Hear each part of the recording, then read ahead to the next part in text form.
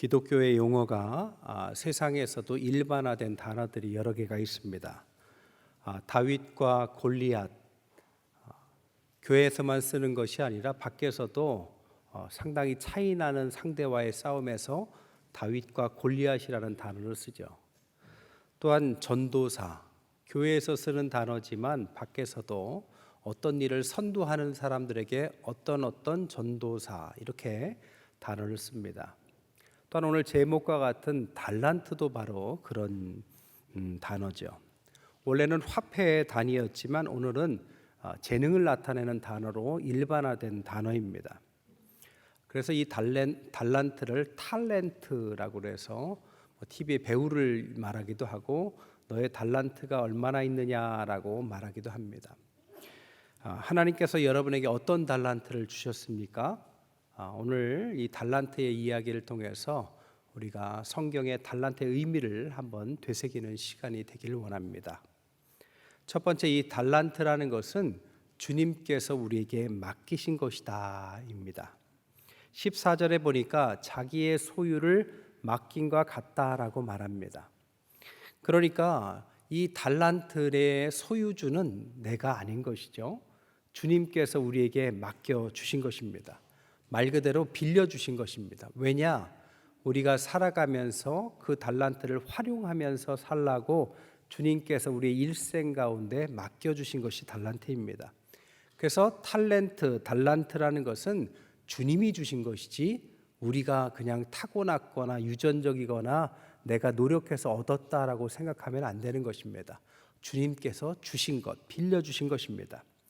또한 이 달란트를 가지고 성경은 그래서 5달란트에게 요구하는 것은 5달란트고 2달란트에게 요구하는 것은 2달란트고 1달란트에게 요구하는 것은 1달란트다라고 말합니다. 5달란트에게 2달란트를 요구하거나 2달란트에게 1달란트를 요구하거나 1달란트에게 5달란트를 요구하는 것이 아닙니다. 자기의 주어진 재능만큼 성경은 말하기를 너에게 주어진 것만큼만 하면 된다라는 것을 말하고 있는 것입니다. 자기보다 부족하게 살지도 자기보다 넘치게 살 필요도 없습니다. 자기에게 주어진 인생은 주님께서 맡기신 것이기 때문에 그 인생만큼만 살아내면 성경은 잘했다라고 말씀하신다라는 것입니다. 다윗과 골리앗의 싸움을 보시면 다윗이 골리앗에게 싸움을 나갈 때 사울 왕이 뭐라고 합니까? 자신의 갑옷을 벗어서 그에게 주는 장면이 나오죠. 왕의 갑옷이니까 얼마나 비싸고 좋았을까요? 하지만 다윗이 만약 그 갑옷을 입고 나갔다면 다윗다운 싸움을 하지 못했을 것이고 결국에는 골리앗에게 죽임을 당했을 것입니다. 아무리 좋아도 내 옷이 아닌 것을 입을 필요도 입어서도 안 되는 것이죠. 다윗은 다윗다운 싸움을 하기 위해서 자신의 방식으로 주어진 물맷돌을 가지고 목동처럼 싸웠기에 승리할 수 있었던 것입니다. 그렇기 때문에 우리의 인생도 하나님께서 주신 인생대로 살면 되는 것입니다. 주신 재능대로 내 인생을 살지 못하면 남길 것이 없는 것이죠. 죽기 전에 후회하는 5가지라는 책이 있어요. 그 책은 브로니 웨어라는 사람이 썼는데 호주의 호스피스 병동의 간호사였습니다. 그는 호스피스 병동에서 작게는 3주, 길게는 12주간 살 수밖에 없는 시한부 인생의 사람들을 돌보면서 그들이 인생의 마지막 죽음 앞에서 공통적으로 후회하는 것들이 있다라는 것을 5가지로 정리해서 쓴 책입니다. 거기에 보면 5가지가 이래요. 첫째, 내가 직장, 일을 너무 바쁘게 했다. 2번째, 내가 진심을 표현할 용기가 없었다. 3번째, 친구들하고 너무 바빠서 연락도 못하고 지냈다. 4번째, 내 자신을 더 행복하게 해주지 못했다. 마지막 5번째는 가장 중요한데 남들의 기대에 부응하느라 나 자신으로 살지 못했다. 이런 공통적인 후회를 했다고 합니다. 정리하자면 자신이 어떻게 살아야 되는지 인생을 몰랐다기보다 다른 사람의 눈치를 보느라 자신답게 살 용기가 없어서 자신의 인생을 살지 못했는데, 그것이 죽음 앞에 서게 되면 가장 후회하게 된다는 것입니다. 그렇기 때문에 우리는 우리의 인생을 아낌없이 써야 되고, 주신 달란트만큼 최선을 다해서 여유를 가지고 살면 되는 것입니다. 또한 자신의 자녀들에게 지나치게 넘치는 인생을 주고자 하는 부모들도 그 욕심을 좀 접을 필요가 있습니다. 캐나다의 베트남 이민자 가족이었던 제니퍼 판이라는 소녀는 그가 아주 욕심 많은 아주 엘리트 교육을 시키고자 하는 부모 밑에서 자랐습니다. 4살 때부터 피아노 교육을 시켰고 피겨 스케이팅도 어렸을 때부터 배웠습니다. 그의 부모는 그에게 최선을 다해서 해준 만큼 올 A를 요구했습니다. 그런데 그는 성적이 나와도 최선을 다해도 B뿔밖에 나오지 않는 거예요. 그래서 부모의 그 기대에 부응하지 못하는 그 자녀의 안타까운 마음 때문에 그 자녀가 성적을 위조합니다. B뿔을 다 A뿔로 바꿔요. 그런데 이것이 쌓여가다 보니까 진학하는 학교도 이제 레벨 차이가 나니까 학력 위조도 저지릅니다. 그런데 이게 끝까지 거짓말이 될 수는 없겠죠. 때가 되니까 부모가 그것을 알게 됩니다. 그러니까 부모가 그것에 대해서 실망할 것을 두려워한 나머지 이 제니퍼 판이라는 소녀는 결국에는 살인 청부업자를 시켜서 부모를 살해하게 되는 사건이 일어났다는 것입니다. 훌륭한 삶이었고 조건도 좋았는데 그에게 지나친 기대를 하면서 지나친 기대와 그것을 감당하지 못하는 자녀 사이에 결국 모두가 불행해지는 결과를 낳았습니다. 우리가 잘 아는 연금술사, 순례자로 유명한 파울로 코엘료라는 작가도 비슷한 과거를 지녔다고 그래요. 그는 성적이 나쁘다고 정신병원에 가서 전기 충격을 받는 이야기를 썼는데, 베로니카 죽기로 결심하다 히피라는 책 속에 이런 이야기를 썼는데 그것은 자전적인 경험을 바탕으로 썼다고 합니다. 이렇게 세계적인 작가가 될 수 있는 재능을 갖고 있음에도 부모는 그를 자신의 기대에 흡족하지 못하다고 정신병원에 가서 거기서 전기 충격을 받을 만큼의 고통을 줬는데, 이 코엘료가 마지막에 고백하기를 이 모든 것은 부모가 나를 미워해서가 아니라 사랑해서 저지른 짓이었다라고 말했습니다. 결국 모든 것의 근원은 사랑이었습니다. 하지만 그 사랑이 왜곡됐고 그들의 탤런트만큼 살아내야 된다는 것을 알지 못했기에 결국에는 이렇게 사랑이라는 이름으로 그 한 사람의 인생을 파괴시키는 결과를 낳기도 한다는 것이죠. 레비나스는 타자와 무한석이라는 책에서 나의 자녀라 할지라도 그들에게는 또 다른 탤런트를 주시고 그들의 인생을 이끄시는 하나님이 분명히 계시다라고 말했습니다. 나와 유전적으로 비슷하다고 내가 하지 못한 일을 자녀가 대신할 이유가 전혀 없습니다. 그들은 다른 인생이 기다리고 있는 것입니다. 그들은 그들의 탤런트가 있는 것입니다. 그래서 주님께서 맡기신 이 탤런트를 통해서 우리답게 살아가는 것이 이 달란트의 첫 번째 의미라고 말할 수 있습니다. 두 번째, 이 달란트의 의미는 연합하라라는 뜻을 갖고 있습니다. 유대인들은요, 그 히브리어 알파벳을 가지고 숫자와 문자를 환원하는 게마트리아라는 것을 갖고 있습니다. 히브리 알파벳을 숫자와 연계해서 해석하는 것입니다. 예를 들면 318이면 그것을 글자로 바꾸면 LESL이 됩니다. 666, 우리가 악마의 숫자라고 알고 있는 이 666도 게마트리아로 환산하면 네로라는 단어가 됩니다. 그렇게 따지고 보면 5달란트, 2달란트, 1달란트도 다 의미 있는 단어로 나온다는 거죠. 이 5달란트의 의미를 갖고 있는 단어들은 고통, 환난, 순교입니다. 2달란트가 뜻하는 단어는 사역입니다. 그런데 1달란트가 말하는 것은 연합이라는 단어입니다.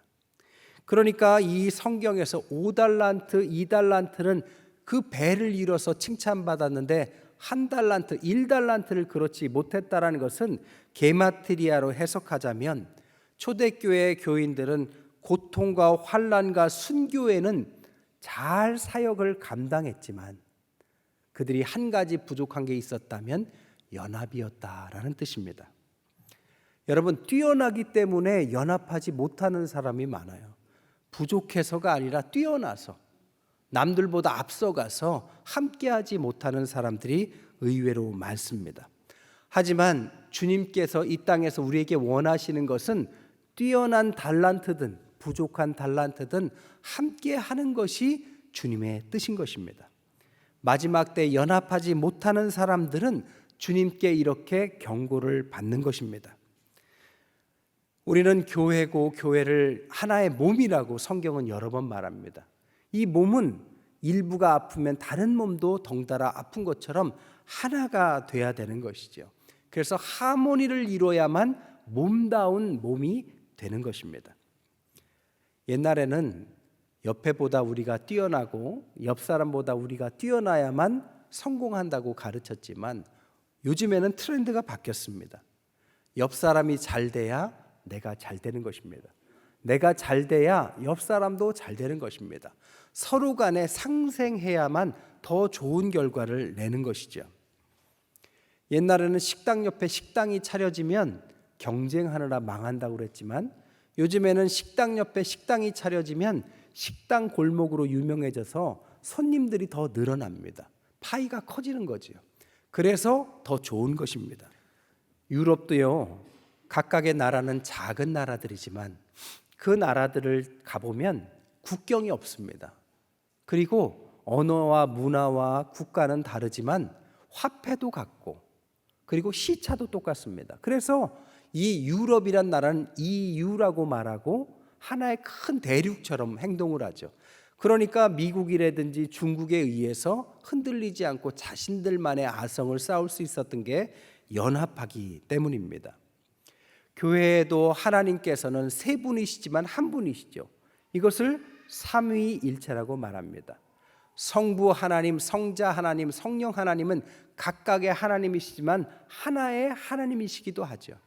성부 하나님은 이 세상을 구원할 계획을 갖고 계시고 성자 하나님은 그것을 성취하셨고 성령 하나님은 그것을 적용해 가십니다.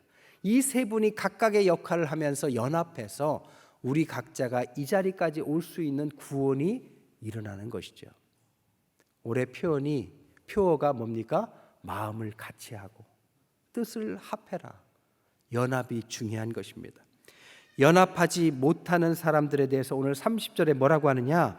이 무익한 종을 바깥 어두운 데로 내어 쫓아라. 거기서 슬피 울며 이를 갈리라. 연합하지 못하는 존재를 무익하다, 아무 쓸모 없다. 그가 아무리 뛰어난지 몰라도 재능이 뛰어나더라도 연합하지 못하는 사람들에 의해서 분열이 일어나기에 그것은 주님께서 원하시는 길이 아닌 것이죠. 세 번째 달란트의 의미는 축복의 원리, 생명의 원리를 가르치고 있습니다. 이 달란트 이야기를 가만히 읽으면 뭔가 좀 불편한 구석이 있습니다. 5달란트, 2달란트, 1달란트면 우리가 그냥 상식적으로 1달란트가 열심히 일해서 2달란트를 만들고 5달란트가 꾀를 내다가 결국에는 다 뺏겨서 1달란트가에게 다 주어야만 왠지 속이 시원할 것 같은데 오늘 본문은 그렇게 가르치지 않습니다.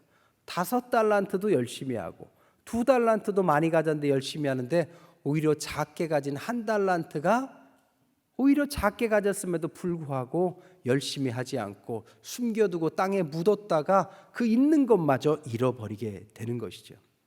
왜 성경은 작은 달란트를 악하고 게으른 자의 자리에 놓았을까? 한번 고민해 볼 필요가 있는 것이죠. 이것은 성경이 말하는 축복의 원리를 설명하기 위해서입니다. 29절에 말하기를 무릇 있는 자는 받아서 풍족하게 되고 없는 자는 그 있는 것까지 빼앗긴다라고 말합니다. 이것은 경제적인 이야기를 말하는 것이 아니라 신앙의 원리를 말하는 것입니다. 열심히 하는 분들은요, 안 해도 될 일까지 열심히 합니다. 저분은 새벽 기도 안 나와도 괜찮을 분들은 새벽 기도까지 열심히 다녀요. 근데 저분은 정말 예배 자리에 꼭 와야 되고 지금 기도해야 되는데도 불구하고 그분들은 오히려 오지 않습니다. 그래서 신앙이 있는 사람들은 점점 풍성해지고 없는 사람들은 점점 부족해지는 선순환과 악순환이 반복된다는 거예요. TV에서 보니까요, 그 학교 전교 1등이라는 아이를 인터뷰하는데 그 아이가 이렇게 말해요. 제가 전교 1등인데요, 제가 학교에 제일 일찍 와서 제일 늦게 갑니다. 너무 웃기지 않으세요? 라고 기자에게 말했습니다. 1등이면 천천히 해도 되고 2등, 3등이 이기려고 노력해야 되는데 오히려 1등하는 아이가 다른 누구보다도 열심히 한다는 겁니다. 신앙에도 마찬가지예요. 충만한 분들은 더 충만해지려고 하고 가진 자에게는 무릇 더 하나님께서 부어주시는 그 자리를 사모하는데 지금 하나님이 필요한 사람이 오히려 점점 멀어집니다. 지금 기도해야 될 사람이 기도의 자리를 오히려 도망칩니다. 하나님께 무릎 꿇어야 될 사람이 영적으로 전혀 감각이 없습니다. 물질이 필요한 사람이 하나님 앞에 와서 귀한 것 드리며 하나님 앞에 매달려야 될 사람이 오히려 엉뚱한 곳에 가서 다른 곳에서 손을 벌리고 있는 것입니다. 여러분, 하나님 앞에 나오십시오. 요즘에는 기복신앙이 굉장히 나쁜 신앙처럼 말을 해요. 복을 달라는 신앙은 나쁜 것이다. 저는요, 기복신앙은 나쁜 것이 아니라 부족한 신앙인 것입니다. 복을 달라는 것 하나님 앞에 가하고 좋은 것입니다. 복을 달라고 매달리다가 성숙해져서 복을 나누는 사람이 되는 것일 뿐 복을 달라는 것 자체가 잘못된 것이 아닙니다. 오히려 기복신앙을 비난하면서 냉소적으로 기도하지 않고 오는 사람, 저는 이런 사람이 더 위험하다고 생각합니다. 냉정하게 신앙은 그런 것이 아니야, 다른 곳에서 무슨 답을 찾는 것처럼 엉뚱한 이야기를 하는 사람은 믿음의 자리, 예배의 자리에 오지 않을 가능성이 훨씬 높습니다. 이런 사람은 위험한 거죠. 우리가 잘 아는 시 중에 연탄재 발로 차지 마라, 이런 시가 있잖아요. 너도 저렇게 연탄재로 한번 활활 타오른 적이 있냐. 기복신앙인처럼 하나님께 매달려도 보고 어려울 때 하나님께 정말 기도하고 물질을 달라고 나무 뿌리 좀 뽑아보고 산기도도 나가서 좀 금식도 해보고 한번 활활 타올라 보십시오. 그때 하나님께서 여러분을 멀리하지 않습니다. 여러분에게 찾아오십니다. 여러분에게 주십니다. 오늘 한 달란트는 나쁘다라는 것이 아닙니다. 작게 가진 사람은 오히려 더 위험하다라는 걸 말하고 있는 것입니다. 작게 가질수록 하나님이 더 필요할수록 나와서 하나님께 기도하면서 스스로 나는 작다고 생각하는 사람들은 하나님, 저는 하나님이 더 필요한 사람입니다. 저 사람보다 저를 배로 영감을 주십시오. 저 사람보다 저를 2배로 좀 축복해 주십시오. 하나님께 기도하는 사람을 하나님은 기뻐하신다라고 성경은 여러 군데에서 말씀하고 있는 것입니다. 21절 23절에도 말하기를 네가 작은 일에 충성한다면 내가 내게 많은 것을 맡기겠고 주인의 즐거움에 참여하게 시킬 것이다 라고 분명히 약속하셨습니다. 작다라고 나쁜 것이 아닙니다. 그 작아도 주님 앞에 나와서 하나님, 저는 주님이 필요합니다라고 무릎 꿇는 사람은 하나님이 그에게 점점 더 많은 것으로 채우시며 즐거움에 참여하는 선순환으로 바꾸신다. 이것이 달란트의 세 번째 의미입니다. 마지막 네 번째로는요, 이 달란트 비유는 나눠주라, 이런 뜻입니다. 이 달란트 비유를 똑 떼놓고 이야기하면 재능만을 이야기하는 것 같지만 달란트 비유가 나온 마태복음 25장이라는 문맥을 보고 보면 조금 다르게 보입니다. 25장의 다른 비유들은 뭐에 관한 거냐? 재림과 심판, 종말에 관한 말씀으로 전하고 있습니다. 그러니까 25장의 문맥에서는 다 종말의 시점을 말하고 있는 거죠. 그렇다면 이 달란트도 마지막 때를 상정하고 말씀한다라는 거죠.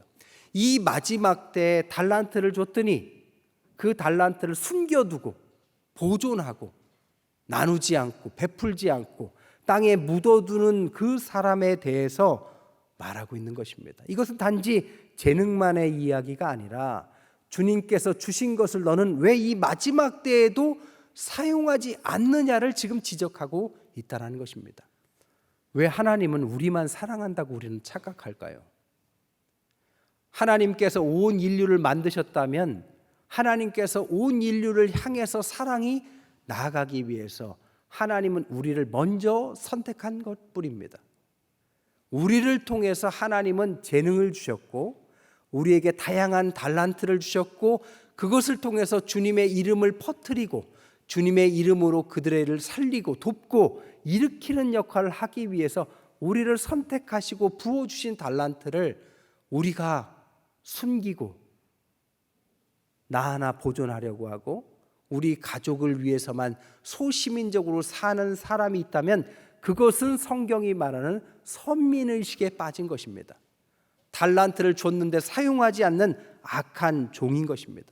그래서 주님께서 말씀하시기를 우리를 선택하시고 달란트를 주신 것을 그것을 통해서 온 인류를 도우라는 의미로 27절에 그러면 내가 마땅히 내 돈을 취리하는 자들에게 맡겼다가 내가 돌아와서 내 원금과 이자를 받게 하였을 것이니라 라고 말합니다. 설명하자면 네가 그렇게 사용하지 않을 거면 취리하는 자, 가장 어찌 보면 최악의 대상으로 말할 수 있는 그들에게라도 줬다라면 너보다 나을 뻔했다. 괜히 너에게 줬다. 너 아니라 다른 어떤 사람한테 줬어도 너보다 나을 뻔했다.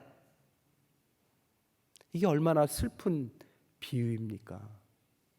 하나님께서 우리에게 쓰라고 주시고 나누라고 주시고 하나님의 일을 하라고 주신 재능을 너한테 괜히 줬다. 너에게 그 물질 괜히 줬다. 너에게 그 건강 괜히 줬다. 너의 그 좋은 머리 괜히 줬다. 너의 그 시간 괜히 줬고 너에게 그 좋은 배경과 능력을 괜히 줬다.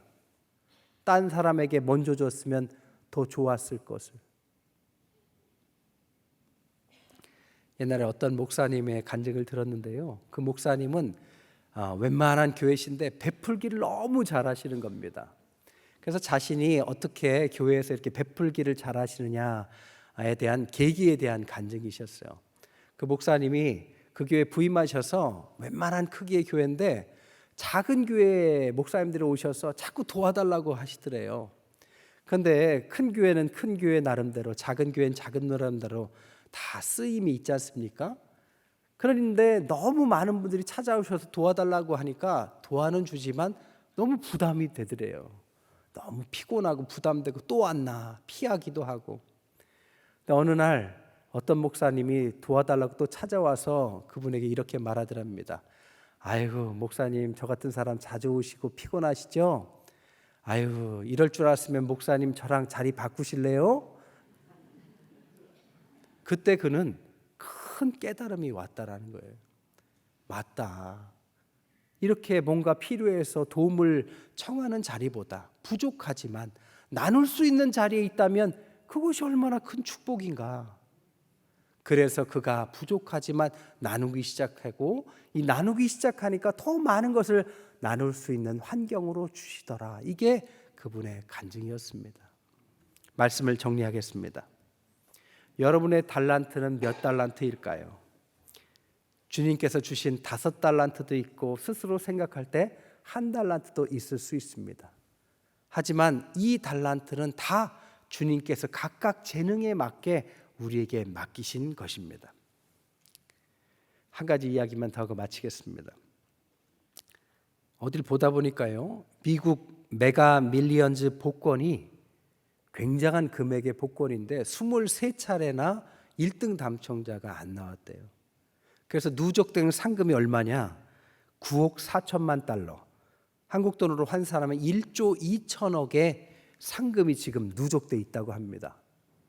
그래서 제가 복권을 한번 사볼까? 야, 그 돈 당첨되면 어떻게 될까? 막 혼자 상상하기 시작했어요. 자세히 보니까 일시불로 받는 방법도 있고 분할로 받는 방법도 있대요. 29년간 분할해서 받으면 수령액을 전부 주고, 일시불로 받으면 깎여가지고 6천억 정도로 깎인다고 합니다. 근데 29년간 매달 연금으로 받으면 계산해 보니까 35억 정도가 매달 나오는 거예요. 아이고, 30억 한 번에 받아도 큰 돈인데 그걸 29년간 나온다고요?